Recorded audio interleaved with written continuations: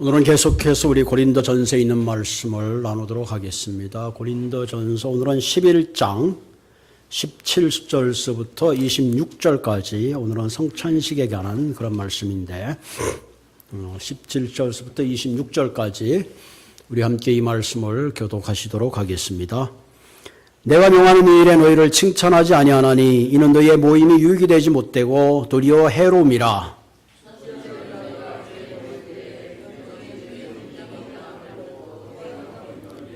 너희 중에 파당이 있어야 너희 중에 옳다 인정함을 받는 자들이 나타나게 되리라.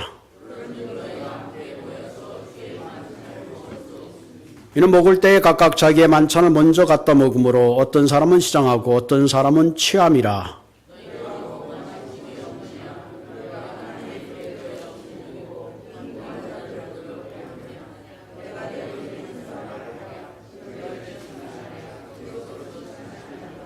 내가 너에게 전한 것은 주께 받은 것이니 곧 주 예수께서 잡히시던 밤에 떡을 가지사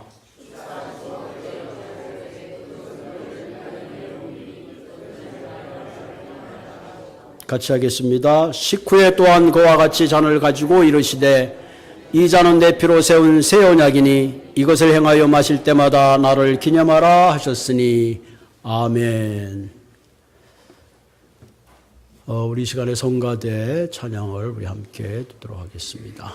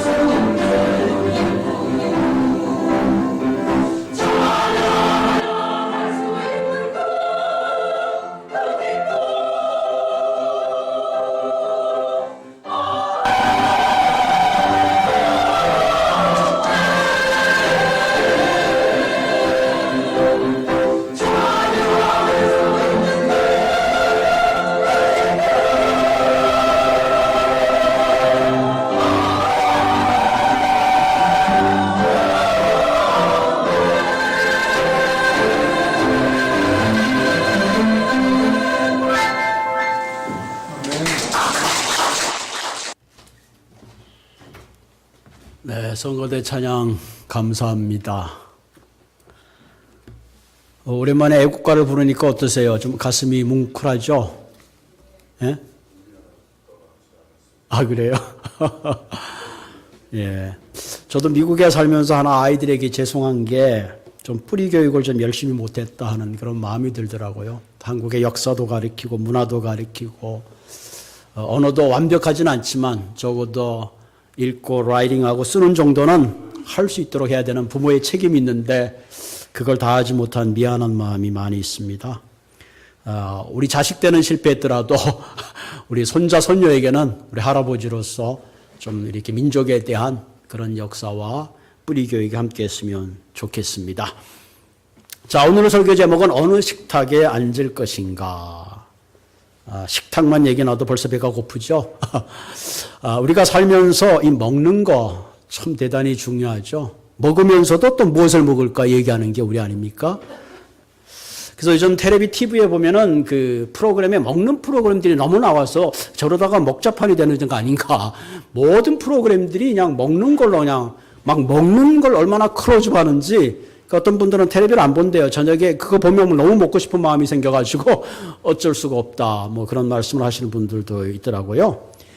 심지어는 뭐 유명한 그 배우들 집을 찾아가서 막 냉장고 있는 걸 다 털어가지고 음식을 만드는 프로그램이 있기도 하고, 심지어는 또 뭐 음식들을 기가 막힌 음식을 해가지고 그 음식을 또 레시피를 따라서 공개하기도 하고, 또 어떤 음식이 맛있는가 순위를 매기기도 합니다.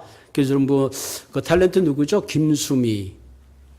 그런 분들, 또는 요즘 가장 인기몰이라고 하는 백종원 씨, 이런 분들이 굉장히 인기몰이를 하고 있죠. 어쨌든 우리가 요리를 할 때 중요한 것은 요리의 맛을 내는 건 대단히 중요하죠. 그런데 그것보다 더 중요한 게 있는데 그 요리를 누구와 함께 먹느냐, 이것이 대단히 중요합니다. 우리가 보통 행복한 가정의 모습을 연상할 때 다양한 모습이 있지만 대부분은 온 가족이 한 상에 둘러앉아 먹는 모습, 그것을 우리는 가장 행복한 모습으로 연상하죠. 왜 그럴까요? 그 식탁에 앉아서 단순히 맛있는 음식을 먹는 게 목적이 아니라 함께 모여서 사랑과 관계를 확인하는 따뜻함이 있기 때문에 그 식탁이 행복한 거죠. 우리가 미국에 살면서 외식을 할 때가 참 많이 있습니다. 이 음식값들이 굉장히 올랐어요. 뭐 한식도 요즘 한 20불 안 주고는 먹을 수가 없는 정도로 굉장히 물가도 오르고 그랬습니다. 그런 여러 가지 외식이 있는 가운데 불편한 외식도 있어요. 이를테면 직장 상사와 함께 먹는 식사. 아무리 맛있어도 그 음식은 그렇게 달지가 아마 않을 겁니다. 그러나 반면에 사랑하는 친구들과 혹은 연인들과 함께 먹는 외식은 훨씬 더 맛있고 행복한 시간이죠. 왜냐하면 그 시간에 서로의 마음을 나누고 정을 나눌 수 있기 때문에 그렇습니다. 그렇기 때문에 우리는 무엇을 맛있게 먹느냐보다 더 중요한 것이 누구와 어떻게 먹느냐 하는 것이 대단히 중요합니다. 우리가 건강한 식탁을 먹을 때에 우리가 육체도 건강하고 마음도 건강하죠. 뭔가 불편한 마음으로 음식을 먹으면 여러분들이 소화가 잘 안 되잖아요. 그만큼 우리가 편안한 마음으로 식탁을 대하는 게 대단히 중요합니다. 만약에 서로 사업상 만나서 아무리 맛있는 요리를 먹어도 그 식탁은 풍성하지만 그 식탁 안에는 뭔가 서로의 욕심이 오고 가는 그런 식탁이 되고 말겠죠. 정치를 하는 사람들이 함께 둘러앉아서 먹는 상은 서로의 헤게모니를 누가 주도할 것인가 하는 욕망의 식탁이 되고 말 것입니다. 여러분, 미국의 선거철이 되면은 이 선거 자금을 얻기 위해서 디너 파티를 하잖아요. 근사하게 차려입고 근사한 요리가 나오지만 사실은 그 만찬은 하나의 자신의 정치적인 목적을 이루는 목적의 식탁이 될 수밖에 없습니다. 그러나 어떤 식당들은 만약에 어떤 이웃을 돕기 위해서, 불우한 사람들을 돕기 위해서 모인 그런 하나의 디너쇼라면 그 디너쇼는 굉장히 의미가 있겠죠. 특별히 이스라엘 백성들은 늘 유월절을 생각하면서 유월절 식탁을 준비합니다. 저녁부터 밤늦은 자정까지 그들은 그들의 민족에 억압했던 그 모든 히스토리와 하나님이 그들을 어떻게 자유하시고 어떻게 구원하시고 어떻게 사랑하셨는가 하는 것을 함께 나누면서 식탁을 나누는 그런 건강한 식탁도 있습니다. 특별히 오늘 우리가 고린도 전서를 우리가 함께 나누는데 오늘은 특별히 주님의 식탁, 지금 우리가 말하는 우리가 이제 성찬식이라고 할 수 있겠죠. 주님의 식탁을 함께 나누면서 서로 교인들이 빈부의 격차와 성별의 차별을 모든 것을 넘어서서 서로 사랑과 하나로 화해되는, 하나 되는 그런 식탁이 되어야 되는데 오히려 그렇지 못하고 서로 분쟁하고 파당을 나누고 분열을 가져오는 것에 대해서 바울은 오늘 책망으로 시작하고 있습니다. 로마서나 바울에서 쓰는 대부분 바울은 먼저 칭찬을 한 다음에 나중에 책망을 하는데 오늘 이 일에 대해서는 바울은 먼저 칭찬하지 않고 책망부터 하는 것을 보게 되죠. 본문 17절에 보면 내가 명하는 이 일에 너희를 칭찬하지 아니하나니 내가 명하는 이 일에 너희를 칭찬하지 아니하나니 이는 너희의 모임이 유익이 못되고 도로 해로움이라. 그렇잖아요. 이 교회에서 모임이 잦아지면 잦아질수록 인티메시해지고 가까워지고 나눔이 있어야 되는데 오히려 모이면 모일수록 거리가 멀어지고 성숙한 게 아니라 분쟁하게 된다는 사실이죠. 그래서 이런 얘기들이 있잖아요. 어떤 교회에서 하도 회의를 하니까 회의를 하다가 회의가 들었다. 네? 회의를 해서 하나가 돼야 되는데 회의를 하다가 회의가 들어. 심지어 어떤 교회는 불이 났는데 임원회를 했는데 노란 차를 부를까요? 빨간 차를 부를까요? 한 시간 하다가 교회가 홀가닥 탔다. 그런 조크가 있습니다. 모이면 모일수록 가까워져야 되는데 지금 고린도 교회는 그렇지 못한 거예요. 18절에 보면 너희가 18절에 보면은 너희 18절에 먼저 교회 모일 때에 너희 중에 분쟁이 있다함을 듣고 어느 정도 믿거니와 옳고 그렇지 않은 사람은 밀어낸 겁니다. 그 당시 초대교회는 주님의 성찬에 참여하기 전에 교인들이 각자 음식을 가지고 와서 나눠 먹는 그런 애찬이 있었어요. 지금은 우리 가끔 우리가 이제 팔락하는데 음식들을 각 가정에서 갖고 와서 함께 나눠 먹잖아요. 그러니까 주님의 성찬에 참여하기 전에 그런 하나의 같이 저녁을 먹는 그런 예가 있었습니다. 그런데 20절에 보면 그런즉 너희가 함께 모여 주의 만찬을 먹을 수 없으니 애찬을 알고 주의 만찬을 먹어야 되는데 만찬을 없으니 그 이유가 뭐냐. 이는 먹을 때에 각각 자기의 만찬을 먼저 갖다 먹으므로 어떤 사람은 시장하고 어떤 사람은 취함이라. 그죠? 음식을 함께 갖고 왔으면 자연스럽게 나눠 먹어야 되는데 어떤 사람들은 맛있는 걸 먼저 갖다 먹고 먼저 마셔가지고 배가 불러서 취하는 경우가 있고 또 나중에 온 사람은 그거 음식을 못 먹어가지고 배가 고픈 사람도 있었다 하는 거예요. 또 교회에 이제 빈부격차가 있다면 어떤 사람들은 좋은 음식을 갖고 올 수 있고 어떤 사람은 그렇지 못한 음식을 가지고 올 수도 있고 저녁에 모이다 보니까 어떤 사람 일찍 퇴근해서 오는 사람도 있고 늦게 오는 사람도 있는데 이 음식이 골고루 서로 나누어야 되는데 그냥 먼저 달려들어서 좋은 걸 먼저 먹고 하다 보니까 한쪽 부류의 사람들은 배가 불러서 난리가 나고 한쪽 사람들은 오히려 모자랐다 하는 겁니다. 어떻게 보면 서로 애찬을 위해서 모인 그 애찬이 오히려 거리감만 생기게 되고 오히려 위화감만 조성된 거죠. 이 사랑의 애찬이 되어야 되는데 오히려 이기적인 애찬이 되고 만 겁니다. 좋은 목적으로 시작했는데 좋은 목적이 희석이 되어버리고 만 거죠. 그래서 바울은 21절에 아주 책망하죠. 너희가 먹고 마실 집이 없냐? 그러려면 집에서 차라리 먹고 마시고 와라. 너희가 이것은 하나님의 교회를 업신여기고 빈궁한 자를 부끄럽게 한다. 그러니 내가 어떻게 이것을 너희를 칭찬할 수 있겠느냐? 그렇게 말씀하고 있습니다. 그렇게 하는 것은 하나님의 교회를 부끄럽게 하는 거다. 그렇게 말씀하고 있습니다. 그럼 오늘날 교회는 정말로 멋있는 이상적인 애찬이 과연 이루어지고 모든 신분의 차별을 넘어서서 그런 이기적이고 욕망적인 식탁이 없는가? 결코 그렇지 않아요. 우리도 예수를 믿는다고 하지만 어떤 부분에 세상 사람들이 추구하는 그런 식탁에 더 매력을 느낄 때가 참 많이 있습니다. 여러분, 아담과 하와는 하나님이 준비하신 생명의 식탁보다는 선하게 알고는 그 식탁이 그들의 마음을 더 끌게 했어요. 그 식탁을 보는 순간에 더 먹음직스럽고 지혜롭고 하고 보암직해서 그들은 생명의 식탁을 외면하고 선악의 식탁에 참여하게 된 겁니다. 그 결과 그들은 씻을 수 없는 선택을 하게 되고 온 인류를 그 잘못된 욕망의 식탁으로 초대해버리고 만 겁니다.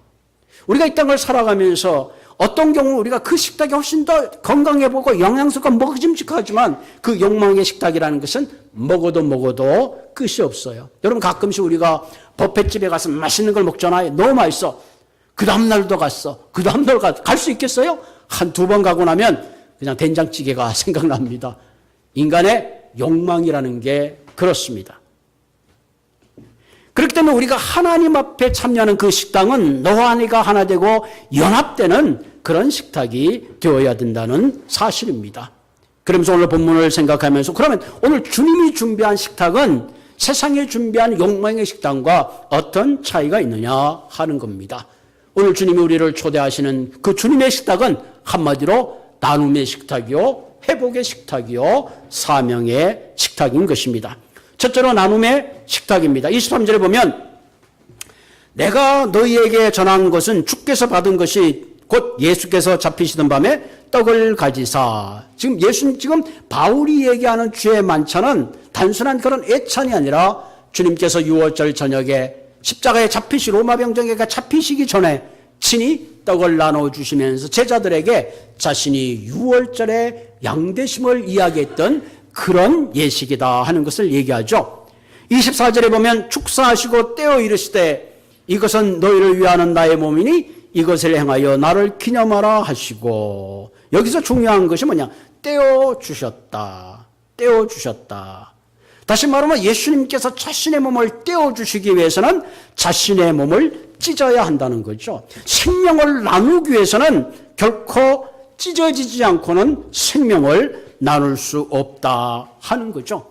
우리가 나의 것을 나누기 위해서는 뭔가 나의 것을 깨트리고 떼어야지만이 나눌 수가 있습니다.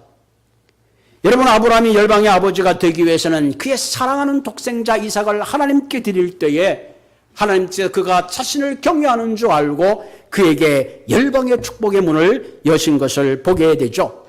그리고 그 아브라함이 드린 이삭이 바로 2000년 후에 오시는 온 인류의 예수 그리스도의 예표가 되고, 예수님께서는 그 이삭을 드렸던 모리아 제단 그 갈보리에서 친히 자신을 찢어서 온 인류를 위하여 주신 분이 바로 예수 그리스도이신 것입니다.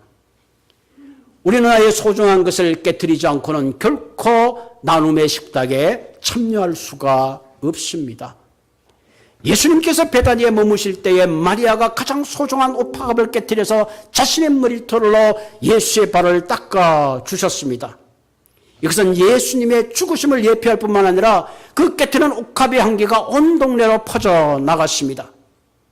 예수님께서는 이 여인이 한 것을 복음이 전할 때마다 이것을 기념하라 그랬습니다. 왜? 우리 자신이 깨트려지지 않고는 결코 복음의 향기가 세상에 전해질 수가 없습니다. 우리가 여전히 구원받는 하나님의 자녀요, 우리가 하나님의 놀라운 축복 가운데 살고 있지만 우리 자신이 찢어지고 깨어지지 않고는 진정 우리가 이 주위에, 우리의 커뮤니티 안에 그리스도의 참된 복음의 향기를 나타낼 수가 없다는 사실입니다. 요즘 생명의 삶 우리 8월 달을 우리가 공부하고 있는데요. 사사기에 보면 여호수아가 가나안을 정복할 때에 하나님께서 여호수아가 죽고 그때마다 사사를 세우십니다. 이스라엘 백성들이 바알을 섬기고 아세를 섬길 때에 하나님께서 특별한 사사를 세우십니다. 그들이 바알을 섬고 아세를 섬길 때 하나님께서는 메소포타미아 왕에게 8년 동안 종살이하게 하십니다. 그럴 때 한 사람, 바로 갈렙의 아우인 이그나스의 온니엘이라는 사사를 선택하십니다. 그리고 그에게 하나님의 영이 임하죠. 그리고는 40년 동안 이스라엘을 평온하게 합니다. 한 사람의 깨어짐이 한 민족을 40년 동안 평안하게 한다는 놀라운 사실을 보게 됩니다. 그러면서 오늘날 하나님은 오늘도 한 사람의 깨어짐의 헌신, 나눔의 헌신의 식탁에 참여하는 그런 분을 찾아서 풍성케 하신다는 사실입니다. 여러분, 기적의 대표적인 사건이 오병이어의 사건이죠. 예수님께서 말씀을 전할 때 수많은 군중들이 배가 고픕니다. 제자들에게 너에게 먹을 것을 줘라. 제자들이 말합니다. 예수님, 우리가 어디서 이 많은 사람들을 먹일 수 있습니까? 그때 한 아이가 보리떡 5개와 물고기 2마리를 드립니다. 하나님께서 하늘을 축사하시고 수많은 사람들이 배불리 먹었습니다. 우리는 이것을 기적이라고 말합니다. 그러나 더 중요한 것은, 이 기적의 가장 중요한 것은 한 아이의 깨어짐입니다. 한 아이가 자기가 먹어도 배부르지 않은 그 조그만 양식을 깨어지고 나눌 때에 엄청난 놀라운 축복이 일어났다는 사실입니다. 여러분, 우리가 나눈다는 건 대단히 소중합니다. 이런 글이 있어요. 남들이 행복해지기를 바라는 사람은 이미 행복한 사람이다. 너무 멋진 말이죠. 여러분 그 이수영이라고 그 회장님 계시죠? 강원산업회장님. 이분이 카이스트에 766억을 기부했습니다. 요즘 이렇게 뉴스를 보면 한국도 점점 이 기부 문화가 늘어가서 참 바람직하다는 생각이 듭니다. 당신은 카이스트에게 무슨 연관이 있습니까? 아니다. 그 카이스트의 정신을 보니까 젊은 사람들이 과학적이고 사업이 일어나주면 우리 민족의 미래가 없기 때문에 나는 일생 동안 버는 돈이지만 거기에 기부하고 내가 참 행복하다. 그분은 보면 나중에 이렇게 쭉 보면 뭐 기자 시절도 있었고 나중에 낙농도 하고 빌딩도 사고 그래가지고 이제 재산을 모으게 되셨더라고요. 그리고 2018년도에 85세에 결혼하셨어. 왜 결혼하셨습니까? 전기불 켜줄 사람이 없어서 결혼하셨다고. 어쨌든 자기가 일생 동안 버는 돈이지만 그 나눔을 통해서 앞으로 그 나눔은 100배, 1000배가 되어 많은 젊은들에게 희망과 꿈을 주고 우리 민족을 든든히 서는 그런 걸음이 될 것입니다. 그렇게 하면 사랑하는 성도 여러분, 오늘 이 중요한 주님의 식탁은 철저하게 우리가 나눌 때에 풍성해 주십니다. 우리가 나눌 때 생각을 단순히 머리만 생각하는데 그렇지 않아요. 때때로 서로 만날 때 위로의 말도 나눌 수 있죠. 악수를 한번 하고 따뜻한 말 한마디도 나눌 수 있습니다. 우리에게 나눌 것이 없다 그러지만 사실은 나눌 것이 너무너무 많습니다. 특별히 우리가 이민생활 이제 어렵게 하면서 가만 그런 생각을 해. 미국 교회를 가만히 보면 미국 교회는 이렇게 별로 이렇게 교인들도 없는데 보면 인다운먼트가 많아. 교인분들이 돌아가시면서 좋은 일을 위해서 이렇게 도네이션 하는 분들이 많다고 그러죠. 앞으로 이제 한국 교회는 어떻게 될지 모르겠지만 우리가 뭔가 우리는 이렇게 내 자식에게 꼭 뭘 나눠야 준다고 생각하는데 그거보다는 좀 더 공동체를 위해서 깨어지고 나눠지는 그런 좀 더 차원 높은 그런 생각을 우리가 해보게 됩니다. 어쨌든 나눌 때에 하나님께서는 더 풍성한 것으로 갚아주신다는 사실입니다. 두 번째 주님의 식탁은 우리로 하여금 회복의 축복으로 인도하시는 회복의 식탁이다 하는 거죠. 25절을 보면 식후에 또한 그와 같이 잔을 가지고 이르시되 이 잔은 내 피로 세운 새 언약이니 이것을 행하여 마실 때마다 나를 기념하라. 여기 중요한 게 뭐냐면 새 언약이다 하는 거죠. 예수 그리스도가 새 언약. 무슨 얘기냐면 이스라엘 백성들에겐 두 개의 언약이 있었어. 하나는 아브라함의 언약이 있었고 하나는 모세의 언약이 있습니다. 하나님께서 창세기 12장 1절에 보면 하나님께서 아브라함을 부르시오. 내가 너로 큰 민족이 되게 하고 내가 복을 주고 내 이름을 창대케 하겠다. 그리고 내가 복이 된다. 너를 축복하는 자를 내가 축복하고 너를 저주하는 자를 저주하겠다. 너로 말미암아 하늘의 땅의 모든 족속이 너로 말미암아 복을 받을 것이다. 이게 하나님께서 아브라함에게 주신 원초적인 그런 복입니다. 언약입니다. 그래서 고대 근동 지방에는 어떤 게 있냐면은 이런 언약 앞에는 동물을 잡아가지고 그것을 반을 자릅니다. 그리고 언약한 사람들이 그 가운데로 지나가면서 만약에 언약을 어기면 이 동물의 사체처럼 너희들이 쪼개진다는 것을 얘기하는 거죠. 그런데 중요한 것은 하나님께서 아브라함을 불러서 언약을 하시면서 구약을 가만 보면 불같은 하나님이 아브라함을 잠재우시고 홀로 걸어가십니다. 이 얘기는 뭐예요? 쌍방의 계약이 아니라 언컨디셔널한 무조건적인 계약입니다. 하나님께서 아브라함을 불러서 내가 여러 민족 가운데 열방 가운데 복이 주고 너로 하여금 모든 민족이 복을 얻겠다. 그래서 결국은 뭐예요? 아브라함의 우선인 이삭을 통해서 예수 그리스도가 이 땅에 오셔서 온 인류를 위한 구원을 선포하시는 하나님의 주도적인 그런 구원의 언약입니다. 두 번째 이스라엘 백성들에게 모세의 언약이 있어요. 여러분들 아직 출애굽기 20장에 보면 하나님께서 이스라엘 백성들에게 출애굽기에서 모세에게 10계명을 주죠. 그리고 이런 계약을 맺습니다. 너희들은 거룩한 백성이다. 이제 국가로서 내가 너희 하나님 되고 너희들은 나의 백성이다. 그래서 중요한 걸 얘기하죠. 내가 지금부터 주는 이 계명을 너희들이 지키면 1000대까지 복을 받지만 이 계명을 지키지 못하면 너희들은 심판받을 것이다. 그리고는 이 시내산의 언약을 체결하고는 어떻게 하는 거니? 동물의 피를 잡아가지고 그 큰 그릇에 피를 담아서 하나는 하나님의 제단에 뿌립니다. 그리고 나머지 하나는 백성들에게 뿌립니다. 이 얘기는 뭐예요? 너희들이 만약에 이 계약을 어길 경우에는 이와 같이 핏부림을 당한다는 심판을 전제로 하고 있는 거죠. 이것은 한마디로 컨디셔널 커버넌트입니다. 언컨디셔널이야. 그래서 이스라엘 백성들은 율법을 지키면서 하나님의 계약을 지키기 위해서 애를 쓰고 애를 썼습니다. 그럼 하나님이 왜 모세에게는 이런 율법적인 언약을 하셨는가? 그것을 통해서 하나님이 하시고자 하는 중요한 의도가 있어요. 그래서 뭐냐면 너희들의 율법을 통해서는 결코 거룩해질 수 없다는 거예요. 하나님이 얼마나 거룩한지를 알아라. 너희들의 행위나 너희가 어떤 선한 행위라도 결코 나의 거룩함에 당도할 수 없다는 것을 그들에게 가르치는 거죠. 그래서 너희들의 의로움으로는 절대로 하나님의 의를 이룰 수 없다는 것을 깨닫게 하시는 겁니다.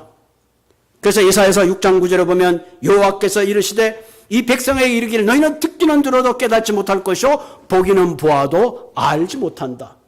내가 보고 듣고 아무리 애를 쓴다 할지라도 결국은 율법을 통해서 완성하는 하나님의 의를 도달할 수 없는 존재다 하는 것을 깨닫게 하는 거죠. 이후에 에베소서에 보면 2장 1절에 3절에 보면 너희들은 불순종의 아들 진노의 자녀들이다. 왜? 하나님의 율법을 어게인스트하고 그것을 거역했기 때문에 그런 거죠. 그래서 로마서에 보면 뭐라고 했어요?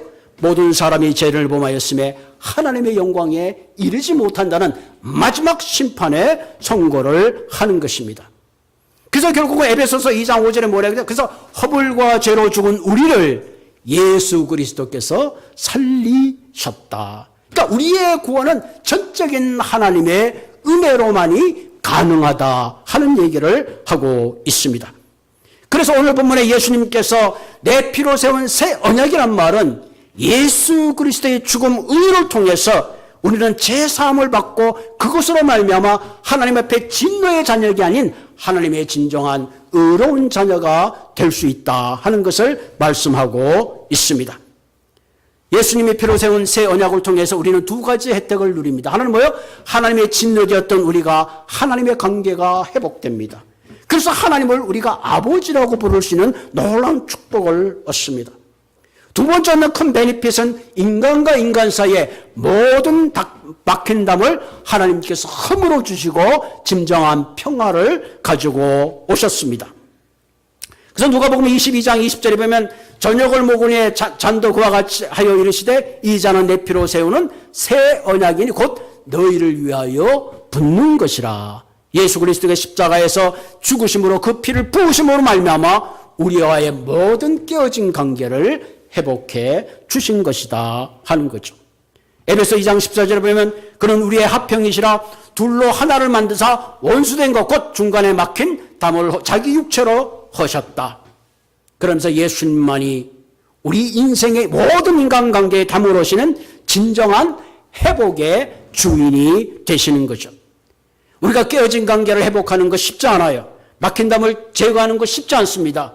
그러나 예수님만이 예수님의 회복의 식탁 앞에 나올 때만이 우리의 상한 마음이 회복되고 모든 관계가 회복되는 진정한 평화를 추구하는 그런 관계로 가게 된다는 사실입니다. 우리가 육체의 회복을 위해서 우리가 좋은 음식을 먹는 것은 되게 필요합니다. 그러나 우리의 심령, 영적 회복을 위해서는 음식만으로는 충분하지 않습니다. 그리스도의 보혈 가운데 그 주님의 회복의 식탁의 앞에 나갔을 때에 거기서 우리는 비로소 새 힘을 얻게 되고 새 언약의 말씀을 받을 때에 죽은 영이 회복되는 놀라운 은혜를 얻게 되는 것입니다. 우리가 인생을 살다 보면 때때로 경제적인 기근이 찾아옵니다. 믿었던 사람이 등을 질 때 관계의 기근이 찾아올 수도 있어요. 때로는 고독고 외로움의 기근이 찾아올 때에 영적 큰 기근이 찾아올 때에 하나님의 말씀이 들리지 않을 때에 우리는 주님께서 우리를 위하여 흘려주신 십자가의 보혈의 회복의 식탁 앞에 나아갈 때만이 진정한 영육 간의 회복을 누리게 된다는 사실입니다. 여러분 이 말씀을 기억하시고 다시 한번 우리가 그리스도의 부어지는 십자가의 보혈을 통해서 여러분들의 모든 막힌 담을 오시는 그런 부유한 은혜가 있기를 주님의 이름으로 부탁을 드립니다. 세 번째 주님의 식탁은 우리에게 사명의 식탁으로 준비되어 있습니다. 본문 26절에 보면 너희가 이 떡을 먹으며 이 젖을 마실 때마다 중요한 것은 주의 죽으심과 그의 오심을 전하는 것이라. 우리가 성찬식에 참여하는 두 가지 분명한 이유가 있는데 그것은 주님을 기억하는 것. 뭘 기억해요? 예수님이라 위하여 십자가에 돌아가심으로 내가 죄사함을 받고 하나님의 자녀가 되었고 구원받았다는 것은 놀라운 것을 기억하는 거죠. 두 번째는 그것만 기억하는 것이 이제는 앞으로 장차 오실 예수 그리스도를 전하신다. 다시 말하면 부활하시고 재림하시고 이 땅에 왕으로 오실 진정한 왕이신 주님을 이 땅에 전해야 되는 분명한 사명이 있다 하는 겁니다. 그래서 초대교회 성도들은 모일 때마다 성찬식을 하면서 떡을 떼고 잔을 나누면서 나를 위해서 흘려주고 나를 위해 찢어주신 예수 그리스도의 은혜를 기억할 뿐만 아니라 동시에 사마리아와 땅끝까지로 복음이 전파될 때까지 그들 자신이 지켜주고 그들 자신이 피를 쏟음으로 말미암아 기독교 2000년 역사 후에 오늘도 우리 모두가 그리스도 앞에 설 수 있는 놀라운 구원과 은혜를 받았다는 사실입니다. 우리가 교회에서 아무리 맛있는 음식을 먹고 아무리 자주 모인다 할지라도 이 복음의 진정한 이 사명의 만찬을 잃어버리면 교회가 교회다워질 수가 없습니다. 그러면서 저와 여러분들 오늘 이 말씀을 통해서 저와 여러분들을 통해서 우리 자신이 깨어지고 나눌 때에 바로 나를 통해서 이 땅에 복음이 흘러가게 해야 된다는 사실입니다. 여러분 한국에는 이 절두산이라는 이름이 있습니다. 절두산. 원래 이 산의 이름은 가을두의 이름이에요. 가을두의 산인데 풍경이 하도 뛰어나서 많은 문인들이나 중국에 사시려면 반드시 그 산을 다녀갔다는 경치가 빼어난 산이라고 합니다.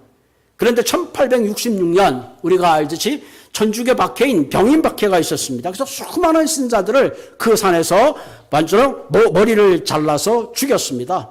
그래서 이 절두산이라는 말이 머리가 잘렸다. 그래서 이 절두산 이름이 붙었다고 합니다. 그래서 그 당시 수많은 선교의 피가 한강에서부터 강화도까지 이르렀다고 합니다. 그리고 그 산자락에 내려오다 보면 그 양화진이라는 곳이 있는데 그것은 우리나라에 왔던 많은 외국 선교사님들이 묻은 무덤입니다. 몇 년 전인가에 한국에 갔을 때에 저도 이 양화진이라는 곳을 방문했습니다. 방문하는 그 순간에 참 마음이 먹먹했는데 거기 많은 그 외국분들이 왔던 그 선교사들의 비석이 있습니다. 그 비석 가운데 옆에는 이름도 없이 조그만 무덤이 있어요. 그 안내하는 분에게 저 무덤은 누구의 무덤입니까? 했더니 저 무덤들은 선교사님들의 자녀의 무덤이랍니다. 부모를 따라왔다가 풍토병을 이기지 못하고 그냥 거기에 묻힌 겁니다. 그 양화진 입구에는 그 로버트 하디라고 한국말로는 하리영이라는 선교사님이 있는데 이분은 캐나다 토론토에서 의과대학을 졸업하고 그 당시 YMCA 청년으로 한국에 왔습니다. 그래서 이분이 한국에 와가지고는 1891년 4월 달에 부산 세관직원의 전형 의사로 일하다가 1898년에 남감주의 선교부로 이적하면서 목사 안수를 받습니다. 그리고 1900년도부터는 의료 활동보다는 한국에 복음을 전하는 일에 전념하게 된 거죠. 이분의 이 복음의 전념을 통해서 우리가 잘 아는 대로 원산부흥과 평양대부흥에 중요한 불꽃을 지피는 그런 역할을 했다고 합니다. 종달새는 자신의 소리가 봄이 오는지 모른다. 이 토마스 하디라는 분은 자신의 그 부르짖음이 봄이 오는 줄 몰랐지만 그것이 원산대부흥과 평양대부흥이라는 엄청난 결과를 가지고 왔다는 사실입니다. 때때로 우리 모두는 하늘의 종달새가 될 필요가 있습니다. 내가 부르는 그 소리가 어떤 결과를 가져올지는 모르지만 마치 어린아이가 되는 오병이의 기적처럼 내가 부르짖는 그 소리가 하늘의 꿈과 비전을 나누는 그런 일들의 기적이 일어날지 who knows. 하나님이 하신다는 것입니다. 그러므로 사랑하는 성도 여러분, 우리가 다시 한번 이 세상의 탐욕 식당에 머물고 그 식당을 맴도는 것이 아니라 오늘 주님이 우리를 위하여 준비하신 식당, 나눔과 깨어짐과 사명의 식탁을 통해서 여러분의 일생이 하나님의 영광을 드러내고 자손 후대에 하나님의 놀라운 축복과 사명을 감당하시는 모든 분들이 되시기를 주님의 이름으로 부탁을 드립니다. 같이 기도하겠습니다. 살아계신 하나님, 내가 오늘 이 자리에 있는 것, 내가 하나님의 놀라운 구원의 자녀가 될 수 있었던 것은 누군가의 찢어짐과 깨어짐과 나누어짐과 사명의 결과인 줄로 믿습니다. 내가 이제 거룩한 백성 되었으니 하나님이 주ям 부여한 식당에서만 머무는 것이 아니라 이제는 다시 한번 우리 자신이 다시 한번 깨어지고 나누어지고 진정 복음의 위대한 축복의 통로가 되는 그와 같은 사명의 길을 갈 수 있도록 주님 인도하여 주시옵소서. 하나님, 이것이 결코 내 결단과 내 힘만으로 부족한 줄 압니다. 성령께서 오늘도 우리 한 사람 한 사람 하늘의 종달새가 되게 하여 주셨어. 비록 작은 소리지만 그 소리가 나비의 효과를 내어서 이 땅에 주님의 나라와 꿈을 이루는 우리 모두가 되게 하여 주시옵소서. 주님의 장과 주님의 몸을 나눌 때마다 하나님, 우리 자신이 진정 이 땅에 그리스도의 복음을 나누는 귀한 사명을 감당할 수 있도록 주님 인도하여 주시옵소서. 예수님의 이름으로 감사하며 기도드리옵나이다. 아멘.